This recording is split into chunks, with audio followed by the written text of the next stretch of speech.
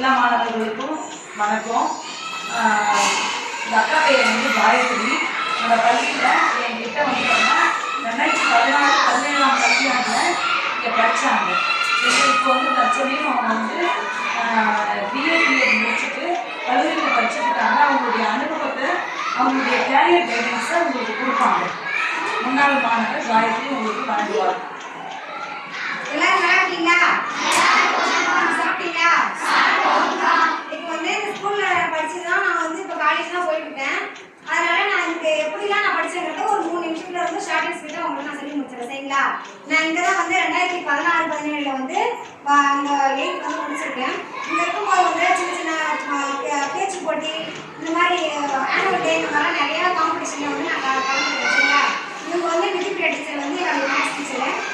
அந்த ஆனுவல் டேலாம் பார்த்தீங்கன்னா அதிகமாக இவங்க பங்களிப்பு இருக்கும். இந்த மாதிரி ட்ராமா, சிங்கிங்கு, அதுக்கப்புறம் டான்ஸிங்கு, ஸ்பீச் காம்படிஷன், இந்த மாதிரிலாம் நிறையா வந்து அவங்க என்ன பண்ணுவாங்க, ட்ரைன் அப் பண்ணுவாங்க. அவங்ககிட்ட வந்து ட்ரைன் ஆகி போனது தான் நான்.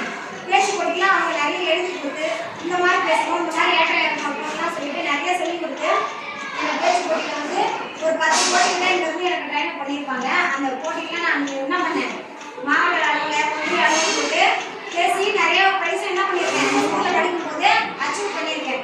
இது வந்து ஸ்டார்டிங்கில் நாங்கள் பேசி திரும்ப நான் காலேஜ் போய்ட்டு என்ன பண்ணியிருக்கேன், இந்த மாதிரி நிறைய பேச்சு போட்டியில் பட்டிமன்றத்துலாம் பேசி பெரம்பலூரில் வந்து நான் யூஜி படித்தேன். படிக்கும்போது கலெக்டர் கையால் டிஸ்ட்ரிக்ட் ஃபஸ்ட்டுலாம் வந்து ஒரு 3 டைம் ப்ரைஸ் வாங்கி அமௌண்ட்டில் நிறைய எனக்கு என்ன பண்ணியிருக்காங்க, கொடுத்துருக்காங்க. அது மட்டும் இல்லாமல் இந்த ஊர் திருவிழா அந்த மாதிரிலாம் இருக்கு இல்லையா, அந்த மாதிரி பட்டிமன்றம்லாம் கூப்பிடுவாங்க. அந்த மாதிரி நிறைய பட்டிமன்றத்துக்கு போனேன்.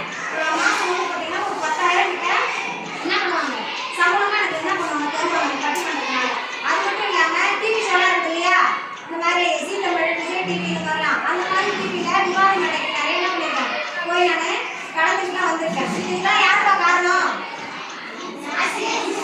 ஆசிரியர்கள் காரணம். அது மெயினாக வந்து எனக்கு ஸ்பீச் காம்படிஷன்லாம் எழுதி கொடுத்து என்னை மறுபடி பேச சொல்லி உன்னால் முடியும், எனக்கு இந்த திறமை இருக்குன்னு சொல்லிட்டு எனக்கே தெரியாமல் இருந்தப்ப உங்ககிட்ட இந்த திறமை இருக்குது, உங்ககிட்ட வந்து இந்த குழந்தை இருக்கு, நீ பேசினா கண்டிப்பாக என்ன பண்ணலாம், ஜெயிக்கலாம், அதனால முடியும்னு சொல்லி ஃபோர்ஸ் பண்ணி என்னை பேச வச்சு எனக்கு இந்த தடவை நான் வண்டி ஏறி போட்டேன்னா யார் காரணம்?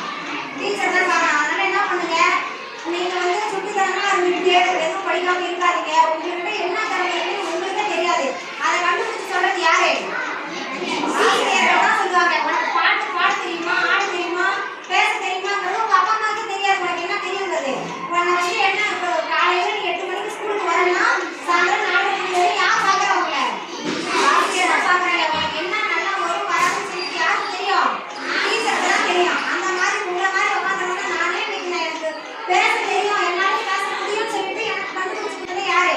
எங்க விஜிபிரியா டீச்சர் தான். அவங்க இன்னைக்கு பேச வச்சதுனால இன்னைக்கு என்ன பண்ணேன், நான் நிறைய சம்பாதிக்கிறேன், என்னோட ஃபீஸை வந்து நானே கட்டேன், என்னோட தேவையை நானே பூர்த்தி செஞ்சுக்கிறேன். சும்மா போய் எங்கள் அம்மா கிட்ட இதை வாங்கணும் அது வாங்கணும் எல்லாத்துக்கும் போய் எங்கள் அம்மா கிட்ட நிற்காம நீங்கள் படிச்சுட்டு என்னோட தேவையை நான் பூர்த்தி பண்ணுறேன்னா யார் காரணம்? டீச்சர் சொல்லி கொடுத்த அந்த ஸ்பீச் காம்படிஷன்